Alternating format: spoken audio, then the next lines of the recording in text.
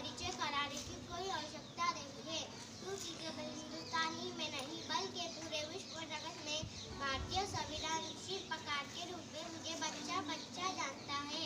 जी हाँ मेरे प्यारे भारतवासियों, मैं डॉक्टर बाबा साहेब अम्बेडकर हूँ, वही बाबा साहेब अम्बेडकर जिन्होंने आज से तकरीबन 72 वर्ष पहले अथक परिश्रम करके अपने साथियों की मदद से भारत का संविधान का निर्माण किया था। मैं वही बाबा साहेब अम्बेडकर हूँ जिन्हें कभी आंसू समझा जाता था। मैं वही बाबा साहेब अम्बेडकर हूँ जिन्होंने दलितों और हरिजनों को सम्मानजनक जीना सिखाया। जी हाँ मेरे प्यारे भारतवासियों, मैं वही बाबा साहेब अम्बेडकर हूँ जिन्होंने